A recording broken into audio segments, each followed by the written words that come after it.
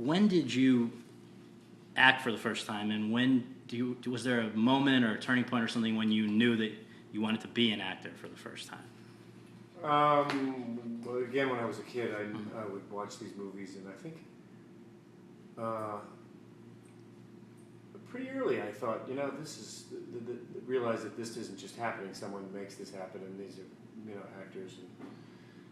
And though there wasn't any outlet really when I was a kid, I don't really remember thinking that I wanted to do anything else. Maybe play some kind of sport, maybe play baseball or something. But as far as a job, I thought that was it. Today we're focused on Mad Men, but it would be ridiculous to just gloss over everything that you did before. So what I wanted to do, I thought I could mention different credits and that jump out to me, but I thought what's better to do is to ask you which of the many things that you did on stage and TV and screen, if you were to have to say the ones that really stand out in your memory, the things that you're proudest of, prior to Mad Men, what would you say those would be? Probably some of the theater, because that's sort of just from a strictly performance point of view, that's, you start at the beginning and you get to go through it every night, and you really kind of get to sort of distill it down to what is really the truth of the thing, and then you get to, if you inevitably screw something up, or it doesn't go the way you want it to, or it isn't as full as you want it to be, you get to do it again the next night. So performance-wise, there were, I did Betrayal on Broadway with Juliette Binoche, and Liev Schreiber. That was pretty, memorable for me.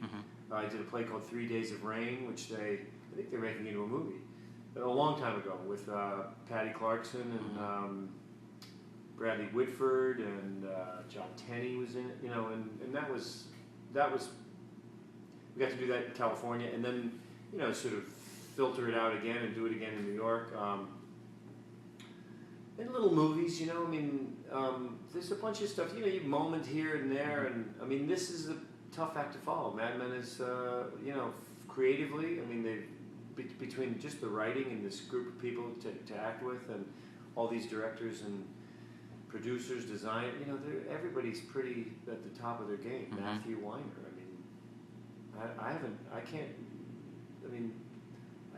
the writing on this show is as good as it gets, as far as I'm concerned.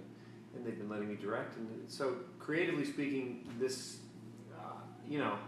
it's nice to be my age at this point and not looking back and saying, man, I wish I had it. I wish I still had it like that. It's pretty great to be somewhere where you feel like, well, I can't imagine it getting that much better than this, creatively speaking. The one that I have to ask you about from the past that you didn't mention is not that far in the past, but Rabbit Hole, Rabbit Hole, sure. And I have to, just when the New York Times says that it featured, quote, some of the most revealingly nuanced acting to be seen on a stage or screen this year, that's got to feel good. Yeah, that was a really painful sort of road, though. It was about two people who lose their 4-year-old kid, and at the time, I think we did it in 2006. My son was probably 7. So I asked. So we were in rehearsal, and they said, "Would you consider asking your kid to record the lines so we could have something to work with in rehearsal?" Because I would be obsessed with that. My character was watching these videos after the kid was gone, and particularly this Christmas video. So I said, "Yeah, okay." And I got my son to do it, and they thought it was great. So my son recorded the lines, and we used them in the play. So that's basically where you're going to go anyway, emotionally speaking, or at least I was. You're going to personalize it and pretend it. So that was, while that was a creatively great, it was, doing a play takes over your life anyway. You ask any of these guys that are on Broadway, right now, and they'll tell you, Bobby Cannavale or Mark Rylance or, Tate Donovan, any of those guys, it rules your life. How many performances a week? They do 8 a week, and 2 on Wednesday, 2 on Saturday, Sunday, depending on the schedule, and that being the subject of the play, waking up every morning thinking, all right, well, if the show was good last night, you think, how am I going to do that again? Or if it was bad, you think, I have to have a good show. You know, it isn't great all the time. It has, you know, the thing takes on a kind of tide of its own. So, but that being the central event of the play is heavy. You know? You really don't want to, and no healthy person would want to go to that place every day. But that's the job. So when that finished, I was not entirely sad to see it go. And was that immediately before you started on Mad Men, or was it overlapping at all? I think I did the pilot of Mad Men while we were doing the play. Maybe just after the play. Okay. I think it was just immediately after that we closed the play. We shot the pilot of Mad Men, and then we had to wait another year and a half before we shot the show because Matt had to finish up Sopranos. Before I ask you specifically about Mad Men, I want to ask you, you mentioned how you, in that case, had to personalize, you know, that's how you would approach the character. Do you, through either study of acting or, you know, formally or independently, what approach do you use as an actor? Can you characterize it? Some people just say the method, but I mean, it's helpful to kind of understand how you get into the character. When I was coming up, I studied with a guy named Fred Karaman, who was great, just a great guy. He's not alive anymore, sadly. And he studied the Neighborhood Playhouse with Sanford Meisner, and that's a whole system of its own. He kind of would distill some of the stuff out of that. You do these repetition exercises, and it's really all about, you know, you personalize the thing. You start with a point of reality, and then you fictionalize some. I guess it was basically a kind of a mutation of the method in that not everyone has the experience that's dictated in the play. So if it's just all a way of personalizing whatever's going on in the script, so you can make it more your own. So some kind of version of that is what he ended up with, and you know, it made sense. I mean, you sort of do all this preparation, and then you kind of leave it at the door, and you go in and you just play the scene with whoever you're playing the scene with, and it changes as per whatever the other person's doing. It's basically the idea. So, what I wanted to also mention, just the last pre-Mad Men thing, is do you have a preference, having done a lot in all of the sort of mediums available to an actor, stage, screen, TV, I don't think even radio maybe at some point.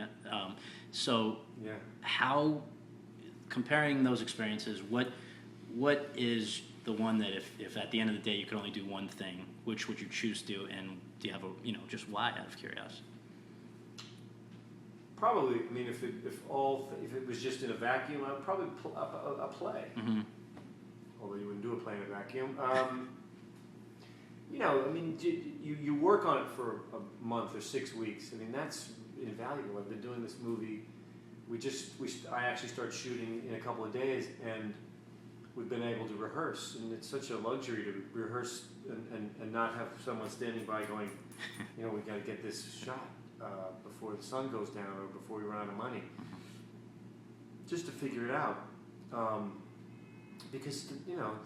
The environment and the people and the clothes and all that stuff all informs what the scene's going to be. And I mean, every actor knows what it's like to be driving home after work and think, oh shit, that's what I should have done. So a play, you kind of get a chance to work all that out. You try it this way, you try it that way, and you slowly kind of, hopefully, through trial and error, distill it down to what potentially works, and then you put it up in front of an audience, and that changes everything again. And you know, I mean, from a, you know, pure performance standpoint, I would say the theater is really, you know, for me. Although I haven't done one in a couple of years, so it's maybe the variety is really what's great. Sure. I mean, you know, this TV show takes up about half the year, and then I've been lucky enough to do other things. I'm trying to find a play. Oh, really, right now. So when, for the first time, did you hear about Mad Men? How did it first, those two words, how did they first come to your attention? I just got a script. I was sent the script.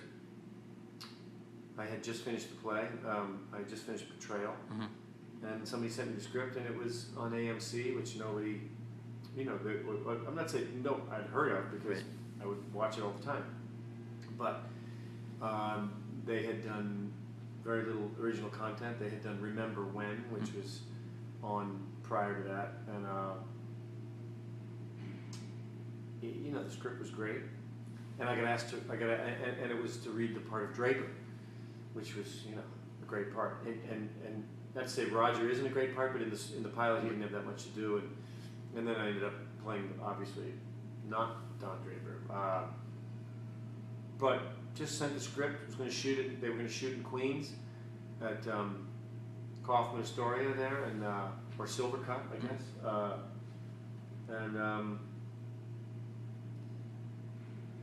Television is obviously a gamble. You don't want to get into a situation where you're promised one thing or it's meant to be one thing, and then through whatever course of events it ends up being something else. It happens all the time, and it's And you're locked in. you're locked in. You signed the contract, you're in. So it's and I'd been in a few of those situations, so I didn't want to do that again. And the TV show, anyways, is a grind. As I said, the variety is why you get into it. So playing the same character, no matter how good it is, after a while, it gets less exciting, I guess. So in this case, you get called in, you believe you're there for Draper. How did it come to your attention that you weren't, and what was your reaction at that time? I read for Draper, and then they gave me an adjustment, and then I read again, and then they told me in the room, which I guess I sort of got that there wasn't that much to read for Roger, so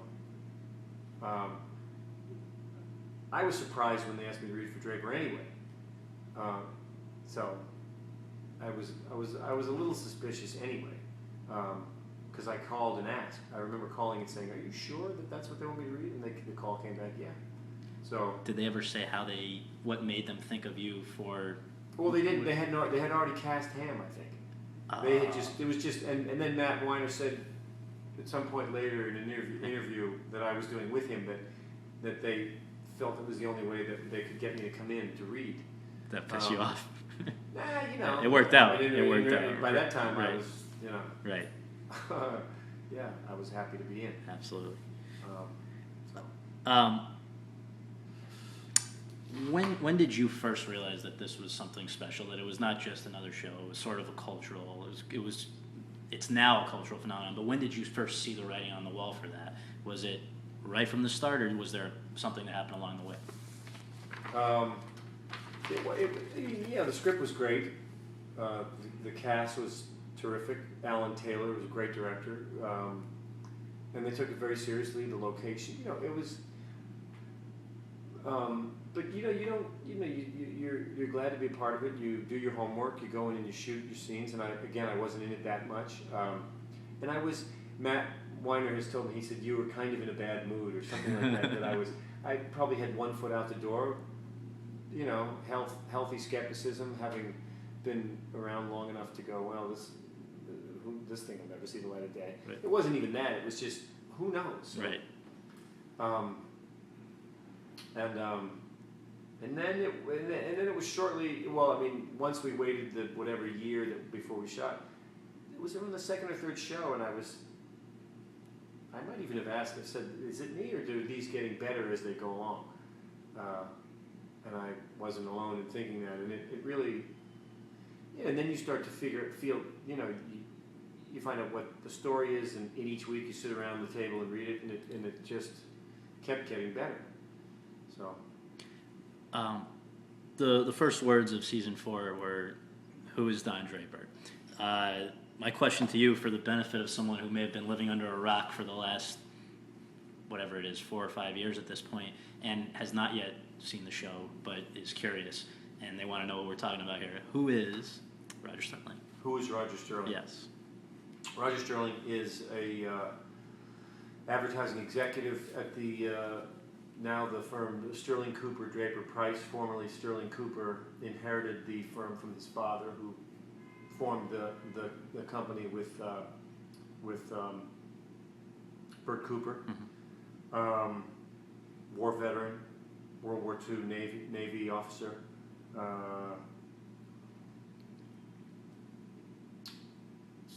someone who has had a complicated life, which is ongoing. Well, one of the key traits of him, I think, is this acerbic humor in a way. And but I gathered from what I read that he was not necessarily initially written that way.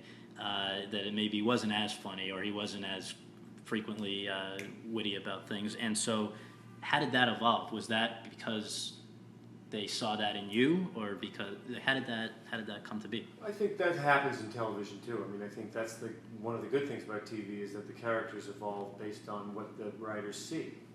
So if Roger and Joan have a scene and it goes well and there's some sort of electricity, that might be a direction they'll go in. In the case of Roger's sense of humor, I think Matt's very funny, has a great sense of humor. I remember doing a scene where I laughed at the joke I told because I thought it was funny, but it was in context. It was a joke my father told me. I was saying, my father used to say, and I just thought it was so funny, and I think I don't know whether that had any influence, but to my mind, he became a person that appreciated a good joke no matter who told it. Mm-hmm. Oftentimes it was he himself. Mm-hmm. I don't know. There's an evolution to characters, but it doesn't change. I don't write the character. I mean, and no one's ad-libbing out there. We're all saying exactly what's written. Exactly. Yeah. But I've heard him say that every person in this room is responsible for at least 50% of this character. I think he was being complimentary at that point. I don't know. I mean, I think he's the one writing the characters. He's the one sending them in the directions they go in. So, yeah, it probably had something to do with it, but who knows how much. I'm just guessing here, but I would imagine that on the set you probably interact with Jon Hamm as much as anyone. Mm-hmm. And so I just wonder, what's your relationship with like in real life, because we see what it's obviously a complicated, interesting one between the characters, and also what do you make of his work alongside you on the show? You have a front row seat to. I'm he's a good friend, and we get along and have since the moment we started working together. I'm his biggest fan. I mean, he has to work in a parameter. I mean, he works in a very comparatively narrow boundary, because he's a guy about whom there's a central lie in the middle of his life, and he's never fully truthful with anyone, at least in the beginning. It's changed by degree, but every time these awards season, this thing comes around, he's working in a palette that's this big, mm-hmm. and some other characters are playing, it's life and death every day. There's shootouts, there's drug kingpins and cancer victims and people, So it's and the finesse and the detail mm-hmm. that he works with is amazing. I read one thing where he talked about the first day of the pilot or whatever, but in the office what he had to go through. It was pretty funny to hear you describe. Little beads of sweat. Yeah. Yeah, take off the shirt, put on another shirt, take it out of the wrapper, take 2 aspirin, smoke a cigarette, answer 2 phone calls, put the shirt back on, retie the tie. It's day one. And every single thing is scripted. Everything is scripted. So it's not like these really got to conform to. No, you got to stop because you missed it. And they go, that was great, but you missed a button. Oh, shit. So, yeah, it's a real high wire act that he pulls off, and I think subtlety isn't necessarily, it's subtle. Mm-hmm. Not everybody sees it. Right. Yeah. I have to ask you what you think about what's at the root of that relationship between Roger and Don. Are they just colleagues? Are they friends? Would they be friends if they were not in the office? Does Don see Roger as a father figure? What do you think if they were stripped bare and had to be honest about this? What's motivating their relationship? I think it's I would say, understanding. There's an understanding of each other. The differences, the similarities, the sense of humor, the intelligence. There's an admiration, at least speaking for Roger to Don, of just the intelligence and the courage of this guy. I mean, to create the way he does. Everything about, I mean, and the dark side of the character, I think, appeals to Roger, who has his own dark side. Right. I think they're, you know, they get along because it's not an accident. Yeah, they get each other. And the other key relationships are in Roger's life. Roger's women, the three principal ones I have to ask you about. And the first one, I did not know, I have to be honest, that it was your wife that was playing your wife in the show at first. Yeah. And it just makes it so much more interesting now to look at it, go back and see. And what I want to ask you is just, first of all, how did you guys come to do that? And what's it like? You know, does it add for you? Does it make it easier or harder in a way to play some of these emotional scenes that you have with her? Yeah, my wife Talia plays the character of Mona. Mona. Hopefully, she hasn't been back for a while, right. But that came through no influence of mine. I mean, I think she might be the only character that's never read for the part.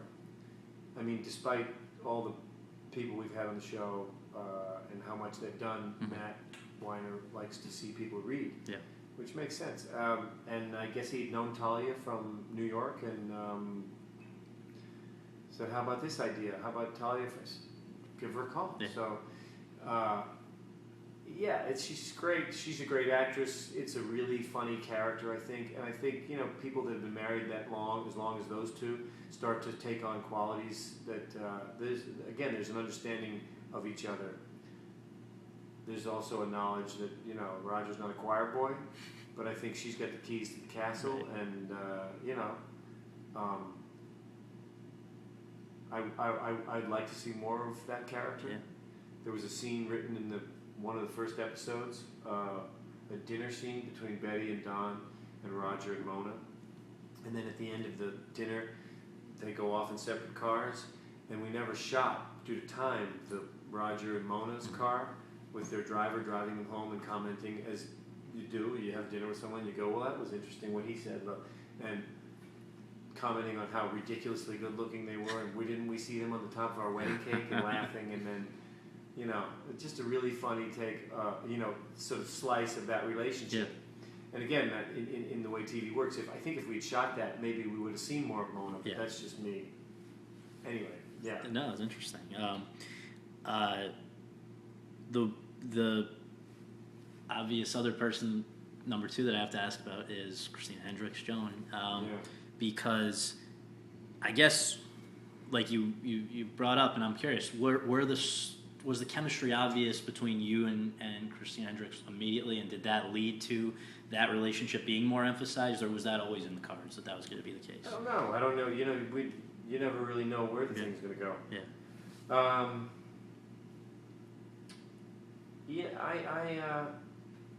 Chemistry's a funny thing. I don't know. I mean, you know, I guess, I don't know. It's thrown around all the time. The term is thrown around all the time. I mean, I remember shooting the scenes. There was a scene in a hotel room where you think Roger's sitting there smoking a cigarette, wearing like socks and underwear, and you think that whoever he's speaking to is off camera, and then the camera moves over and you see it's a woman putting on lipstick, and then she comes out and it's Joan, not Mona. And those scenes that continued, I think it was in that episode. You know, scenes like those, what you need is a willing partner. You know, I mean, they're uncomfortable sometimes. They're self-conscious. You're half naked, and there's 25 people around with booms and cameras and whatever. You know, it's by this time everybody knows. They've seen photographs of what sets look like. So it isn't. And what you need is someone who's equally committed in any scene, really. And she is. Christina's fantastic. Aside from being extremely talented. She's just up for whatever's going to make the scene work, and that takes the chemistry, you know, a long way. So it's a great character. She's terrific. She and the character both have very good senses of humor. I mean, she gets it. You know, it's well, and that's the sort of follow up is that what is it that Roger sees in her? Is it just the curves, or is there more to her? That does she represent more to him than just you know, something on the side? Yeah, no, I think she's he loves her. I think Roger loves Joan. It isn't just what she looks like. But for whatever reason, he isn't prepared to commit himself to her. I think, you know, he decided to leave Mona and marry Jane, and I mean, I don't know. I don't want to second guess what, because I have no idea what's going on. What's going to happen? You know, anything could happen. Sure. I mean, as we saw, you know, I don't think he's not aware that she's pregnant with his child, so who knows what could happen. And I think he's made his decisions, and to some degree, you go, you know, I can't. I mean, I made my bed, and I'm in it. Yep. So I can't keep toying with this woman's life, and I don't know. It would be guessing too. And then just number 3, I guess Peyton List. Yeah. She's 24 years younger. Is that fun? Is it uncomfortable? Is it? She's 24 years younger, or is the character 24 years younger? That's you know, it's harder to come in like Peyton has to do, and do a scene here and there. That's really difficult to come into someone else's regular scenario and have authority and have an emotional context. And she's great, you know, and she plays it perfectly. And but that's people. That's something that people, you know, people see pictures of sets and they see what they look like. But, you know, the dynamic of walking into a show that's been going as long as this one has, and have to slide in with these people is really difficult, and she just does it so gracefully, and she's great. Matt Weiner, you mentioned already your admiration for what he is writing and everything, but we keep hearing, you know, every time Mad Men wins an award, and people see him out front, but most people don't really understand fully what his various roles are, and I wonder if you can summarize what he does on for all the different things on the show, and what makes him so successful at doing that. Matt Weiner is involved in every aspect of the show. I think in the beginning of the season, he will, I don't know for how long, a month maybe by himself. I don't know how long. I don't know I don't know where he goes to write by himself. Whether he goes to, I guess he goes to the office. I don't know, but he writes by himself, and then the room starts, and then they arc out the season, and then they break up into groups and write each episode, or partners. Some of them are partners, some write by themselves. And sometimes the room changes from year to year. Who the writers are. He promotes people. He's very generous about giving people opportunities. And then there's that period of sort of pre-production, and the sets are built. And Scott Hornbacher, who's an amazing producer, they get all that stuff. They hire people and they crew up, you know, and then we start production. And then Matt's also involved in the editing and the sound mixing and the choosing of the music. He's got a amazing knowledge of music of the period. You know, he's got all that covered too. Everything from color correction to sound editing to you know, directs the finale. There isn't an aspect of this thing that he hasn't put his stamp on, and we wouldn't be here if it were for him. And just a couple more. I won't drag it too long, but just.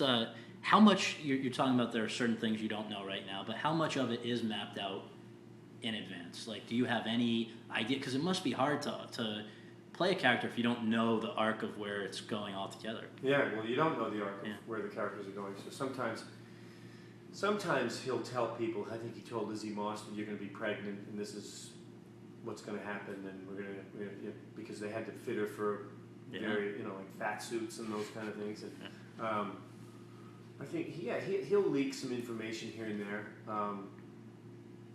but on trips to the writers' room, you'll see it's all laid out. You kind of go in with some errand and try to get a glance at episode 3, 4, 5, 6, 7 and see what's actually going on down the line. But that changes, and so any expectation is bound to be confounded by the story necessitated it, or they'll see a scene, or it'll occur to somebody that if we do it this way, then this character can't come in here, and so things change all the time. You hear things, we're going to do this, and then it never happens. So I think they don't want people to fall in love with certain this is what we're going to do, and it all changes. So to close, what I like to do if your game is to just sort of like, in a way, rapid fire, the things that first come to your mind about a few issues. First of all, in what ways are you most similar to and most different from Roger? You, John, from Roger. Most similar to, probably the sense of humor. Most different from, choice of wardrobe. And probably alcohol intake, although I'm not far off. Well, you anticipate the next Sometimes. thing. You guys, do you guys actually drink real alcohol and smoke real cigarettes? No. Because I was going to say that's unbelievable, the amount they go through. No, we don't smoke. We smoke fake cigarettes, and we drink water. I drink a glass of water with an onion in it and a fake cigarette. So it's really glamorous and delicious. Roger seems to go for vodka and scotch. What is your drink of choice? I don't really have a drink of choice, Mix it up. Yeah. Yeah. The greatest challenge about playing Roger? Greatest challenge? Yes. The greatest challenge is not to be glib, I think, at this point. I mean, he's a fairly glib. He can be glib. He can be cynical and sarcastic. I've never been down the road on a TV show this far. I think that the challenge is to see things for the first time. A situation that's never come up in Roger's life. And play it that way, as opposed to, this is what he would do. I know this character so well. I know what he'd do in every situation. You have to sort of check that impulse. The most fun thing about playing Roger. Most fun thing about playing Roger. There's 130 pages of a book called Sterling's Gold. I mean, I was shocked. The lines written for this character, being able to deliver those lines is. We do these read-throughs, and Hamm and I sit next to each other all the time, and he's like, that's good, another joke for you. 7, 8 jokes per page. They're amazing. What's your favorite of Roger's jokes? I don't have a favorite. I know that sounds like but there's too many. Too many. The guy getting his foot cut off in a lawnmower, or the little. There's asides. There was one about Chicago. He was talking about Chicago. I can't remember them. I can't remember any. There's too many. Right. I remember reading one thing where you said the guy who had his leg cut off, but he asked you to scratch his toes. Yeah, he didn't have any. And also, you can't see me in your office because you're white. Yeah, I feel like you can't even see me. Yeah, it looks like what did I say? It looks like an Italian hospital. Is that what it was? That's great. If Roger Sterling was in his prime today, would he find himself in an Anthony Weiner-esque situation? Or I don't. Could he handle himself? I don't think. You read that stuff, and I think Roger would rather just be caught in bed with somebody. It's somehow more unseemly to hear to see someone's journal entries or texts, sexts, than to actually get caught in the sack with somebody. Right. Do you think? I understand you don't know Roger. Roger could potentially. Anything could happen to Roger, but if Roger, do you think in your gut that Roger would still be alive today? What would he be? He'd be an older guy, very old. And if he was alive today, if you do think... He'd be about 100, wouldn't he? Would he? I don't know. How old is he? This is 60... What am I, 40? I'm 48. And so on the show. So he would about be... the same age, because Drake, so 48 and 65... He could be alive. 75, 85, 95, 05. He could be an old guy. 90, yeah, he'd be. What do you think he'd be up to if he was alive? I don't know. It's an impossible question. It's just. You ever see that there's a Mad magazine where he has an IV of scotch up to his neck and a pack of cigarettes in his mouth. And then the last two. What's going on with Mad Men? What is this hiatus about? I understand it's maybe complicated, but fans would like to see the show. What's going on? It was always slated for March. They have AMC has shows that have been very successful. It has The Walking Dead. It has The Killing. It has I don't know, Breaking Bad, obviously. Yeah. So they had to slate those, schedule those shows, and they did that. And then there was the whole thing. There was a renegotiation between Lionsgate or a negotiation, I guess, between Lionsgate and AMC. It really wasn't Matt Weiner's situation and deal that I know. The media takes it and spins it and paints it like there's this guy, who won't come out of his house because he's holed up for the money. It's not the case. But in defense of our time, there's the model of television distribution is changing. There's streaming versus DVDs, and DVDs seem to be on the wane, and streaming is everything, and content is king. And so to own the content is where the action is. And so that's, I think, trying to figure out how to distribute this thing and make money, which is what those companies are in business to do, in an environment where the model keeps changing, and anticipating what it's going to be like 5-10 years down the line is what I think was part of it. Yeah. And then, okay, so the very last question is the most sort of, I don't know if you like talking about, a lot of actors don't, but I gotta put it to you. You've been nominated for the Emmy for Best Supporting Actor in a Drama the last 3 years, which is quite an accomplishment. I believe that all three gentlemen who won in those years are now ineligible because their shows are over. Right. So now maybe this is the year. What would it mean to you if it was? And just out of curiosity, what episode do you plan to submit? What would it mean if I won? I would make more money than my next job out. Which is not entirely a lie. I mean, let's face it. That's why everybody wants one of those things. No, is it? Would I rather go there and win than lose? Yeah. But to look down your nose at the whole thing would be, not truthful either. Right. Everybody likes to be acknowledged for what they do. Okay. Would I like to win? Yeah. Would it change my life? I don't know. Mm-hmm. Not in a huge way, I guess. Probably not. Right. Some of the details might change, but I doubt that even. I would change the price. I would get a bigger trailer. I would I'd have a lot of demands. No, only pink. What was the other part of the question? Well, only red M&Ms. My other part of the question is just which episode right now. Which episode? Yeah, have you thought about that? I mean, what are the options? I don't think you really have to do that until if you get nominated, then you have to pick an episode. Really? Is that? I think that's how. If it isn't the way it works, then I'm screwed because I haven't picked one. Or somebody else has. Well, I guess put it this way. I know people. I was asked this question, and they said, "Well, it must be the one with the Japanese clients where you fly off and handle it." And I said, it's hard to look back and remember what scenes came from what episode. Everybody else has a more compartmentalized view of it. We just sort of, sometimes you go back and get a scene. Anyway, it's a little less organized on our end.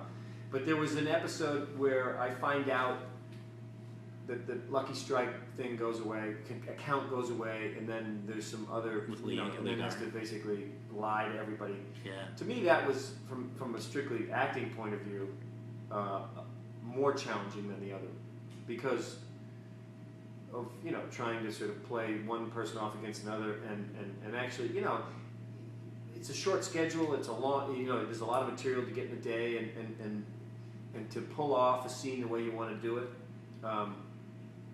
Is never easy, but there was a lot of things to sort of the shock and the anger and all that stuff, just to get all those things in there in one way or another was a challenge. So that's the one that I remember working on the most. Absolutely. Well, thank you so much. I love watching you every week, and I hope it's back soon. I don't know when, but March. It is definitely. Yeah, I think that's what they. I mean, that's what I'm told. It was always going to be March. I believe, unless I'm speaking out of turn. No, I hope well, I'm not, because I'll get in trouble.